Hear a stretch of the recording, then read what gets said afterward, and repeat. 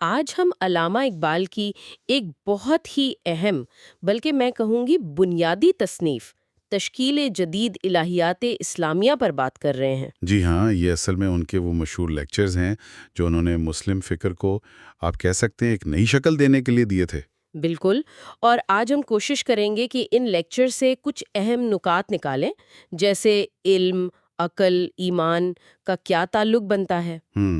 اور یہ انا یہ خود ہی کیا چیز ہے؟ معاشرہ کیسے بنتا ہے، کیسے بدلتا ہے، اور آج کل کی دنیا میں مذہب کا کیا رول ہو سکتا ہے؟ جی، خاص طور پہ ان لوگوں کے لیے جو ذرا گہرائی میں جا کر چیزوں کو سمجھنا چاہتے ہیں۔ بالکل۔ تو اقبال کا یہ کام ظاہر ہے 20ویں صدی کے شروع میں جو ایک فکری ماحول تھا مسلمانوں کا اور مغرب سے جو نئے خیالات آ رہے تھے، جی جی، جو چیلنجز تھے۔ ہاں، ان کے جواب میں تھا۔ ہم، تو چلیں شروع کرتے ہیں یہ سفر اور دیکھتے ہیں کہ اقبال ہمیں کہاں لے کر جاتے ہیں۔ ضرور۔ سب سے پہلے بات کرتے ہیں علم، ایمان اور عقل کی۔ اقبال ایک بڑی دلچسپ بات کہتے ہیں کہ قرآن کا جو انداز ہے وہ یونانی فلسفے سے بہت الگ ہے۔ جی، یہ بنیادی نقطہ ہے۔ وہ کہتے ہیں کہ یونانی فلسفہ زیادہ تر آپ کہیں خیالی یا نظریاتی تھا، ایبسٹریکٹ تھا، اچھا۔ جبکہ قرآن بار بار کہتا ہے کہ کائنات کو دیکھو، غور کرو، تجربہ کرو، مشاہدہ کرو۔ یعنی حواس خمسہ، سننا، دیکھنا، ان پر زور ہے۔ بالکل، قرآن تو ان کو اللہ کی بڑی نعمتیں کہتا ہے اور کہتا ہے کہ ان کے بارے میں پوچھا جائے گا، سمع اور بصر۔ جبکہ یونانی فکر میں افلاطون وغیرہ تو حسی تجربے کو کمتر سمجھتے تھے۔ ہاں، وہ اسے علم نہیں بس ایک رائے، ایک خمان، اوپینین مانتے تھے۔ اقبال کہتے ہیں کہ یہ بات قرآن کی روح کے بالکل خلاف ہے۔ تو مطلب یہ ہوا کہ اسلام کا مزاج تو شروع سے ہی تجرباتی، امپیریکل تھا۔ جی، تو پھر مسلم فکر پر یہ یونانی اثرات کیسے آ گئے؟ یہ فلسفہ کیسے حاوی ہوا؟ دیکھیں یہ ایک لمبی کہانی ہے۔ اقبال خود بھی اس پر بات کرتے ہیں۔ غزالی جیسے بڑے مفکر نے فلسفے پر تنقید تو کی، جی بالکل۔ لیکن خود ان کی فکر بھی یونانی منطق اور تصورات سے کسی نہ کسی حد تک متاثر تھی۔ دوسری طرف ابن رشد جیسے لوگ تھے جو ارسطو اور افلاطون کو اسلامی فکر سے ہم آہنگ کرنے کی کوشش کر رہے تھے۔ اچھا، تو ایک کشمکش چل رہی تھی۔ جی، ایک مسلسل کشمکش تھی، اور اقبال سمجھتے ہیں کہ اس ساری بحث میں قرآن کی وہ جو اصل عملی، تجرباتی اور حرکی روح تھی وہ کہیں پس منظر میں چلی گئی۔ اور پھر ایک جمود سا آ گیا۔ ہاں، اقبال یہی کہتے ہیں کہ کئی صدیوں تک مسلم فکر میں ایک ٹھہراؤ آ گیا، ایک جمود طاری ہو گیا، اور اب خاص طور پر جدید سائنس اور فلسفے کی روشنی میں ضرورت ہے کہ ہم اپنی الہیات کو دوبارہ سمجھیں، اس کی نئی تشکیل کریں۔ یہ بہت اہم پکار ہے جمود کو توڑنے کی۔ اچھا، اب اگر ہم آگے بڑھیں حقیقت کی نوعیت اور خدا کے تصور کی طرف، تو یہاں بھی اقبال کچھ مختلف کہتے ہیں روایتی بحثوں سے ہٹ کر۔ بالکل، وہ جو پرانی فلسفیانہ دلیلیں تھیں خدا کے وجود کے لیے، جیسے وہ کائنات کو دیکھ کر علت اور معلول والی دلیل۔ ہاں، کازمولوجیکل آرگیومنٹ جسے کہتے ہیں، یا وہ ٹیلیولوجیکل آرگیومنٹ کہ کائنات میں اتنا نظم ہے تو کوئی بنانے والا، کوئی ڈیزائنر ضرور ہوگا۔ جی، اقبال کہتے ہیں کہ یہ دلیلیں ٹھیک ہیں اپنی جگہ، لیکن یہ خدا کا ایک محدود سا تصور دیتی ہیں، جیسے خدا کوئی میکینک یا کاریگر ہے جو کائنات سے باہر بیٹھا ہے اور یہ صرف ظاہر کو دیکھتی ہیں۔ تو پھر متبادل کیا ہے؟ اقبال خدا کو کیسے سمجھنے کا کہہ رہے ہیں؟ اقبال زور دیتے ہیں تجربے پر، صرف باہر کی دنیا کا تجربہ نہیں بلکہ اندر کا باطنی تجربہ بھی۔ وہ کہتے ہیں کہ اصل حقیقت کوئی ٹھوس بے جان شے نہیں ہے، تو پھر کیا ہے؟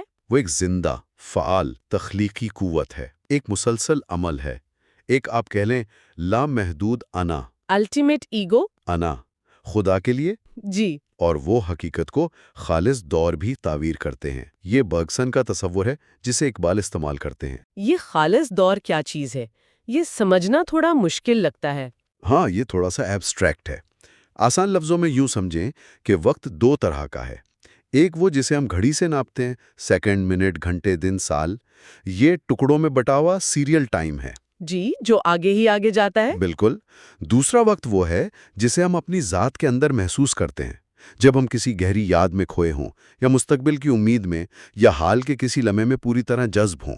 اس میں ماضی، حال، مستقبل الگ الگ نہیں رہتے، وہ ایک دوسرے میں گھل مل جاتے ہیں، ایک مسلسل بہاؤ کی طرح۔ اچھا، جیسے کوئی بہت انٹینس لمحہ ہو۔ ہاں بالکل، اقبال کے نزدیک یہ دوسرا والا وقت، جسے وہ تقدیر، اپریشیٹو سیلف کا وقت کہتے ہیں، یہ زیادہ حقیقی ہے، اور کائنات، پوری حقیقت اسی اندرونی تخلیقی وقت میں زندہ ہے، بڑھ رہی ہے، پھیل رہی ہے۔ تو اس کا مطلب یہ ہوا کہ کائنات خدا سے کوئی الگ چیز نہیں ہے؟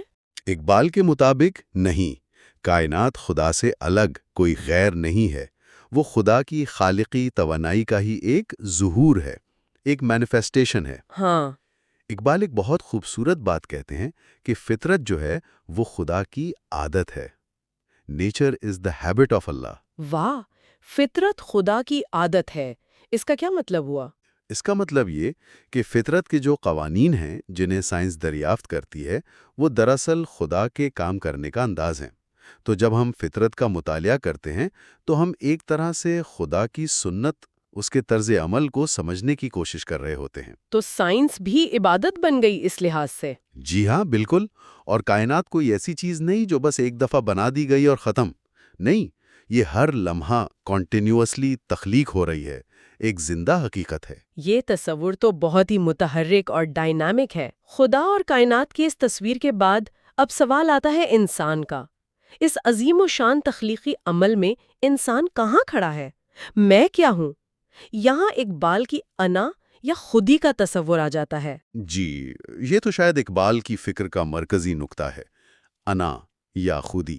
وہ اس پرانے خیال کو نہیں مانتے کہ روح کوئی جوہر، سول سبسٹنس ہے، کوئی پہلے سے بنی بنائی چیز جو جسم میں آ جاتی ہے۔ اچھا، جیسے افلاطون وغیرہ کہتے تھے؟ ہاں، اور وہ ولیم جیمز جیسے مغربی مفکرین کی اس بات سے بھی پوری طرح متفق نہیں کہ شعور بس لمحہ بلمحہ بدلتی ہوئی کیفیات کا ایک سلسلہ ہے۔ تو پھر اقبال کے نزدیک انا کیا ہے؟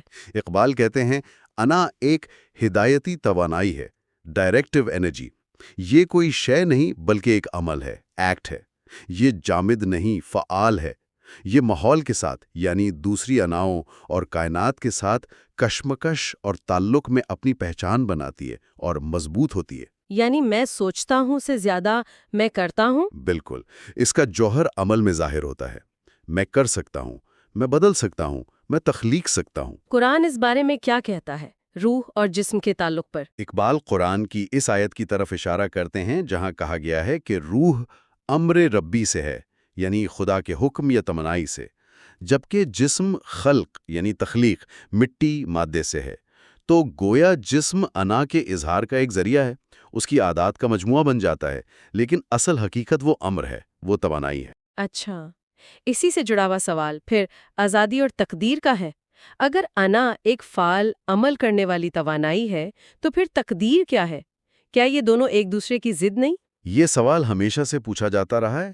اقبال تقدیر کے اس عام تصور کو کہ سب کچھ پہلے سے لکھا ہوا ہے اور ہم مجبور ہیں، اسے چیلنج کرتے ہیں۔ تو ان کے نزدیک تقدیر کیا ہے؟ ان کے نزدیک تقدیر کا مطلب ہے کسی شے کی اندرونی فطری صلاحیتیں، اس کے امکانات، پوٹینشیلٹیز، وہ کیا کچھ بن سکتی ہے۔ یہ کوئی باہر سے ٹھوسی ہوئی زنجیر نہیں ہے۔ یعنی یہ اندرونی چیز ہے؟ جی، تقدیر دراصل زندگی کو اس کی تمام سچائیوں، ضرورتوں اور امکانات کے ساتھ قبول کرنا ہے۔ یہ ایک طرح کی اندرونی بصیرت ہے۔ اقبال اسے ایک اعلیٰ درجے کی جبریت بھی کہتے ہیں۔ یہ کیا بات ہوئی، اعلیٰ درجے کی جبریت؟ ہاں، مطلب یہ وہ جبریت نہیں جو کمزوری سے پیدا ہوتی ہے کہ میں کچھ نہیں کر سکتا، سب پہلے سے طے ہے۔ یہ وہ یقین ہے جو بہت طاقتور اناؤں میں پایا جاتا ہے۔ جیسے کوئی عظیم لیڈر یا پیغمبر ہوتا ہے، اسے اپنی منزل کا، اپنے مشن کا اتنا پختہ یقین ہوتا ہے کہ لگتا ہے وہ تقدیر کے ہاتھ میں ایک آلہ ہے۔ وہ اپنی مرضی سے تقدیر کو قبول کرتا ہے۔ جیسے حضرت محمد صلی اللہ علیہ وسلم کا وہ قول جس کا اقبال حوالہ دیتے ہیں، اندر۔ جی ہاں، کہ میں زمانہ ہوں، یا حلاج کا اپنی تقدیر کو جان بوجھ کر قبول کرنا۔ اقبال کہتے ہیں کہ اسلام میں یہ جو قسمت کا بے بسی والا تصور ہے، یہ بعد میں آیا۔ اس کی سیاسی وجوہات بھی تھیں، سماجی بھی، اور لوگوں کی اپنی زندگی کی حرارت کم ہو گئی تھی۔ یہ بہت گہری بات ہے۔ اچھا، اور اس انا کا انجام کیا ہے؟ کیا یہ فنا ہو جاتی ہے؟ بقائے دوام یعنی ہمیشہ زندہ رہنے کے بارے میں اقبال کیا کہتے ہیں؟ وہ اس مسئلے پر بھی تفصیل سے بات کرتے ہیں۔ وہ جو فلسفیانہ دلیلیں دی جاتی تھیں روح کے غیر فانی ہونے پر، جیسے ابن رشد نے دی یا کانٹ نے، اقبال ان کو بھی ناکافی سمجھتے ہیں۔ اور مادیت پرستی، مٹیریلزم، جو کہتی ہے کہ شعور تو بس دماغ کا ایک کیمیکل ری ایکشن ہے؟ اسے تو وہ بالکل رد کرتے ہیں، اور نیچے کا جو نظریہ تھا ابدی تکرار کا، کہ کائنات اور اس میں موجود ہر شے بار بار بالکل ویسے ہی دہرائی جائے گی، اقبال اسے بھی قبول نہیں کرتے۔ وہ کہتے ہیں یہ تو ایک طرح کی بے معنیت ہے۔ تو پھر بقا کا کیا امکان ہے؟ کس بنیاد پر؟ اقبال ایک بار پھر قرآن کی طرف لوٹتے ہیں۔ وہ کہتے ہیں قرآن کے مطابق بقا کوئی ایسی چیز نہیں جو ہر انسان کو خود بخود مل جائے گی، یہ کوئی پیدائشی حق نہیں ہے۔ اچھا، تو پھر؟ یہ ایک امکان ہے، ایک پوٹینشیلٹی، جسے انسان کو اپنی کوشش سے، اپنے عمل سے، اپنے کردار کی پختگی سے حاصل کرنا پڑتا ہے۔ وہ اس کا امیدوار ہے۔ یعنی یہ کمائی جاتی ہے؟ بالکل، یہ ایک اخلاقی اور آپ کہہ لیں حیاتیاتی چیلنج ہے۔ قرآن موت کے بعد کی حالت جسے برزخ کہتے ہیں، اور پھر قیامت یعنی آخری احتساب کا ذکر تو کرتا ہے۔ جی۔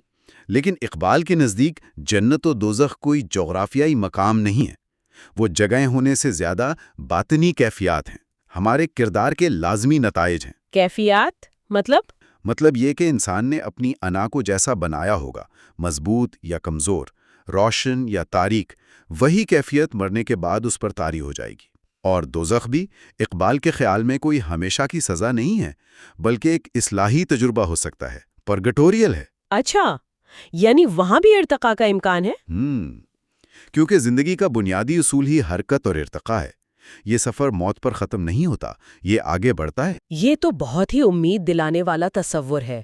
فرد سے اب ذرا معاشرے کی طرف آتے ہیں۔ اسلامی ثقافت کی اصل روح کیا ہے اقبال کے نزدیک؟ اقبال اسلامی ثقافت کی روح کو استقرائی کہتے ہیں۔ استقرائی یعنی جو چیزوں کو باہر سے دیکھ کر، تجربہ کر کے، مشاہدہ کر کے نتیجہ نکالتی ہے۔ وہ کہتے ہیں کہ یونانی فکر زیادہ تر استخراجی تھی، یعنی پہلے سے کچھ اصول مان کر ان سے نتیجے نکالنا، جبکہ اسلام نے انسان کو دعوت دی کہ وہ کائنات کو دیکھے، تاریخ کا مطالعہ کرے۔ یہ ٹھوس حقائق پر زور ہے۔ اور دوسری بات، وہ کہتے ہیں کہ اسلامی ثقافت کا نصب العین لامتناہی ہے، جبکہ یونانی فکر متناہی پر، تناسب پر، حد بندی پر زور دیتی تھی۔ اسلام نے انسان کے سامنے ایک لامتناہی سفر کا امکان رکھا۔ اور اسی استقرائی روح نے پھر سائنس کو جنم دیا۔ جی، اقبال کا یہی موقف ہے کہ یورپ میں جو تجرباتی سائنس کا طریقہ کار پیدا ہوا، اس کی جڑیں اسلامی تہذیب کی اسی استقرائی روح میں ہیں۔ اچھا، اور نبوت کے ختم ہونے کو اقبال اسی روشنی میں دیکھتے ہیں؟ بالکل۔ خاتم نبوت کا یہ مطلب نہیں کہ خدا نے انسان سے رشتہ توڑ لیا یا کوئی روحانی تجربہ اب ممکن نہیں۔ تو پھر کیا مطلب ہے؟ اس کا مطلب یہ ہے کہ اب انسانیت ایک طرح سے بالغ ہو گئی ہے۔ اب اسے ہدایت کے لیے کسی ایک فرد، کسی مافوق الفطری اتھارٹی کی ضرورت نہیں۔ اب انسان کو اپنی عقل اور اپنے تجربے پر انحصار کرنا ہے۔ یہ گویا استقرائی عقل، انڈکٹیو انٹلیکٹ کا باقاعدہ آغاز ہے۔ یعنی اب ذمہ داری خود انسان پر آ گئی؟ جی، اور باطنی یا صوفیانہ تجربہ اب بھی ممکن ہے، لیکن وہ وحی کی طرح سب کے لیے لازمی نہیں رہا۔ وہ ایک ذاتی واردات ہے جس کا تجزیہ کیا جا سکتا ہے، اسے پرکھا جا سکتا ہے۔ تو اگر معاشرے کو بدلتے ہوئے حالات کے مطابق چلنا ہے تو اس کا طریقہ کیا ہے اگر وحی کا دروازہ بند ہو گیا؟ اس کا طریقہ ہے اجتہاد۔ اجتہاد یعنی بدلتے وقت اور نئے مسائل کے پیش نظر قرآن اور سنت کی روشنی میں آزادانہ طور پر سوچ بچار کر کے کوئی رائے قائم کرنا، کوئی حل نکالنا۔ لیکن اسلامی قانون میں تو ایک عرصے سے جمود نظر آتا ہے۔ ہاں، اقبال خود اس پر بڑے دکھ کا اظہار کرتے ہیں۔ وہ اس کی کئی وجوہات بتاتے ہیں۔ مثلاً ایک دور میں اقلیت پسندی پر شدید حملے ہوئے، پھر ایسا تصوف غالب آیا جو دنیا سے لا تعلقی سکھاتا تھا، پھر مسلمانوں کی سیاسی طاقت کمزور ہوئی، جیسے بغداد کی تباہی ہوئی تو علمی مراکز تباہ ہو گئے۔ ان سب چیزوں نے مل کر اجتہاد کے دروازے کو تقریباً بند کر دیا۔ لیکن کچھ لوگوں نے کوشش تو کی ہوگی اسے کھولنے کی۔ جی ہاں، اقبال خاص طور پر ابن تیمیہ کا ذکر کرتے ہیں کہ انہوں نے اس جمود کو توڑنے کی بڑی زبردست کوشش کی۔ اور 20ویں صدی میں کیا اس کی کوئی مثال نظر آتی ہے؟ مجھے یاد پڑتا ہے ترکی کا ذکر کرتے ہیں اقبال۔ جی، ترکی کی مثال اقبال کے لیے بہت اہم تھی۔ وہاں جدیدیت کے حوالے سے بڑی دلچسپ بحثیں ہو رہی تھیں۔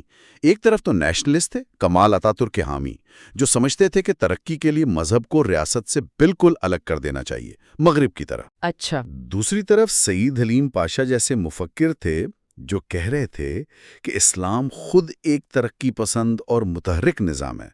اسے جدید زندگی سے الگ کرنے کی ضرورت نہیں، بلکہ جدید مسائل کا حل اسلام کے اصولوں میں ہی تلاش کرنا چاہیے.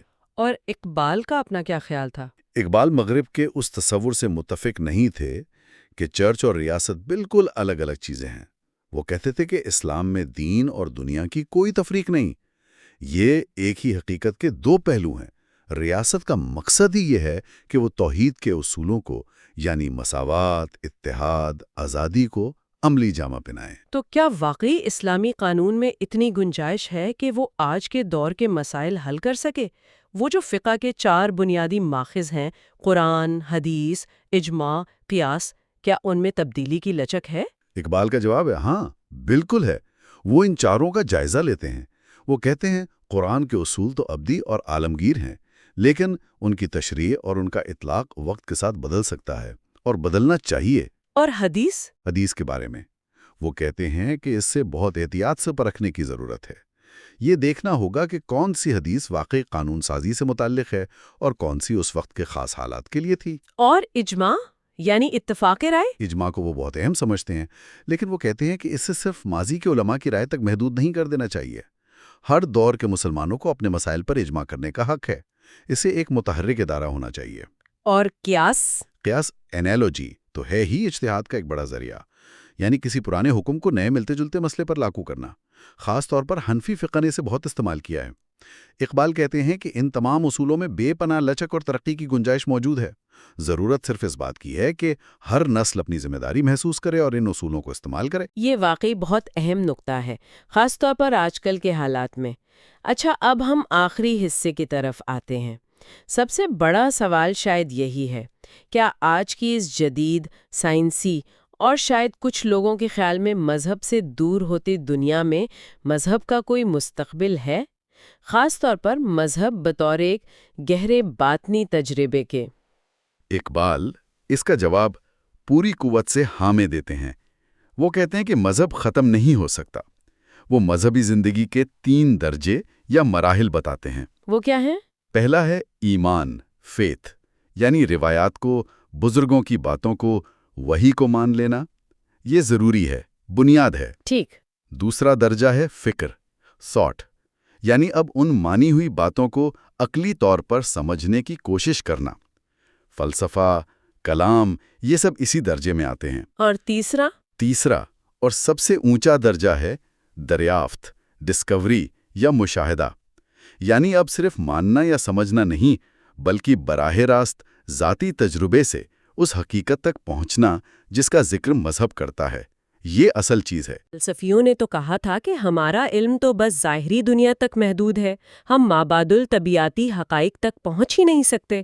ہاں، کانٹ کا اعتراض بہت بڑا تھا، لیکن اقبال کہتے ہیں کہ کانٹ کا اعتراض اس وقت ختم ہو جاتا ہے اگر ہم یہ مان لیں کہ شعور کی عام سطح سے ہٹ کر کوئی غیر معمولی، کوئی باطنی تجربہ ممکن ہے. اگر ایسا تجربہ ممکن ہے تو پھر حقیقت تک براہ راست رسائی بھی ممکن ہے. اور کیا یہ باطنی تجربہ آج کل کی نفسیات، سائیکالوجی کی روشنی میں سمجھا جا سکتا ہے؟ اقبال اپنے زمانے کی نفسیات جیسے فروئڈ وغیرہ کے نظریات کو اس معاملے میں کافی محدود سمجھتے تھے. ان کا خیال تھا کہ نفسیات زیادہ تر یا تو شعور کی سطح پر کام کرتی ہے یا پھر لاشعور کی بیماریوں اور پیچیدگیوں کا مطالعہ کرتی ہے. جبکہ مذہبی یا صوفیانہ تجربہ، وہ کہتے ہیں، اس سے کہیں زیادہ گہرا اور وسیع ہے. وہ شعور کی صحت مند اور اعلیٰ ترین حالتوں کا تجربہ ہے. اقبال یہاں شیخ احمد سرہندی جیسے عظیم صوفیہ کا حوالہ دیتے ہیں جنہوں نے باطن کی کئی منزلیں بیان کی ہیں، قلب، روح، سر خفی، سر اخفی وغیرہ، جہاں تک شاید نفسیات کی رسائی نہیں. تو پھر راستہ کیا ہے حتمی حقیقت تک پہنچنے کا؟ کیا سائنس اور مذہب بالکل الگ الگ دنیایں ہیں؟ اقبال کے نزدیک نہیں. وہ کہتے ہیں کہ سائنس اور مذہب دونوں کا مقصد ایک ہی ہے، حقیقی ترین، دا موسٹ ریئل تک پہنچنا. اچھا، مقصد ایک ہے؟ ہاں، اور دلچسپ بات یہ ہے کہ وہ کہتے ہیں کہ دونوں کا طریقہ کار بھی ایک لحاظ سے ملتا جلتا ہے، اور وہ ہے تجربے کی تطہیر. تجربے کی تطہیر، اس کا کیا مطلب؟ دیکھیں، سائنسدان کیا کرتا ہے؟ وہ اپنے تجربات اور مشاہدات میں سے ہر قسم کی غلطی، ذاتی پسند ناپسند، تعصبات کو نکالنے کی کوشش کرتا ہے تاکہ وہ معروضی حقیقت تک پہنچ سکے۔ جی بالکل، کنٹرولڈ ایکسپیریمنٹس وغیرہ۔ ہاں، اسی طرح اقبال کہتے ہیں مذہب یا تصوف میں جو سالک ہوتا ہے وہ بھی اپنے باطنی تجربے کو، اپنے مشاہدات کو نفسانی خواہشات، وہموں اور ذاتی خیالات سے پاک صاف کرنے کی کوشش کرتا ہے تاکہ وہ اصل خالص حقیقت کا مشاہدہ کر سکے۔ تو دونوں میں ایک طرح کی ڈسپلن کی ضرورت ہے۔ بالکل، فرق صرف یہ ہے کہ سائنس حقیقت کے خارجی پہلو کو دیکھتی ہے، وہ کیسے کام کرتی ہے، جبکہ مذہب اس کی باطنی حقیقت کو جاننا چاہتا ہے، وہ کیا ہے۔ اور یہ جو حتمی مذہبی تجربہ ہے، یہ کیسا ہوتا ہے؟ اس سے کیا حاصل ہوتا ہے؟ اقبال کہتے ہیں کہ یہ تجربہ صرف کچھ دیکھنا نہیں ہے جیسے کوئی تماشا ہو، یہ کچھ بننا ہے۔ بننا؟ جی، یہ تجربہ انا کو، خودی کو مٹاتا نہیں جیسا کہ کچھ لوگ سمجھتے ہیں، بلکہ یہ اسے اور زیادہ مضبوط، اور زیادہ حقیقی، اور زیادہ منفرد بناتا ہے۔ یہ ایک نئی، اعلیٰ زندگی کا انکشاف ہے جو خود اپنی دلیل ہوتی ہے۔ اس سے انا کا ارادہ اور پختہ ہوتا ہے، اسے ایک تخلیقی یقین ملتا ہے۔ اور وہ جو آپ نے شروع میں ایک نظم کا حوالہ دیا تھا جس میں 3 گواہوں کی بات تھی، وہ کیا ہے؟ ہاں، وہ اقبال کے لیکچرز کے آخر میں ایک فارسی نظم کا ٹکڑا ہے جو غالباً ان کی اپنی ہے۔ وہ انا کی حقیقت اور اس کی لافانی بقا کے لیے 3 سطح کی گواہی پیش کرتی ہے۔ کون کون سی؟ پہلی گواہی خود انا کا اپنا شعور ہے، شاہد اول شعور و خیشتن، اپنے آپ کو اپنی ہی روشنی میں دیکھو۔ ٹھیک۔ دوسری گواہی دوسرے کا شعور ہے، شاہد ثانی شعور دیگرے، اپنے آپ کو دوسرے کی نگاہ سے یعنی سماجی تعلق میں پہچانو۔ اور تیسری اور سب سے اہم گواہی خدا کا شعور ہے، شاہد ثالث شعور ذات حق، اپنے آپ کو خدا کی روشنی میں پیش کرو۔ پیشان نورے اگر داری ثبات، اگر اس نور کے سامنے تم قائم رہ سکو، ثابت قدم رہو، تو تم حقیقی ہو، لازوال کو۔ یعنی اصل امتحان خدا کے سامنے؟ جی، اقبال کے نزدیک یہی معراج کا روحانی مفہوم بھی ہے، خود کو خدا کی ذات کے آئینے میں دیکھنا اور اپنی حقیقت کو پانا۔ تو اگر ہم اس ساری گفتگو کو سمیٹیں تو خلاصہ یہ نکلتا ہے کہ اقبال ہمیں ایک بند، جامد، ماضی میں قید مذہب کی طرف نہیں بلا رہے، بالکل نہیں۔ بلکہ ایک زندہ، متحرک، تخلیقی ایمان کی طرف دعوت دے رہے ہیں۔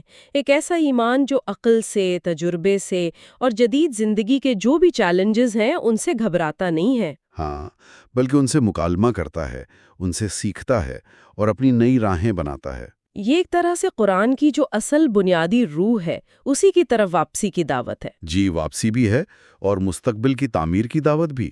اپنی عظیم فکری اور روحانی میراث کو زندہ رکھنا ہے، لیکن اسے آگے بھی بڑھانا ہے، جمود کو توڑنا ہے۔ بالکل۔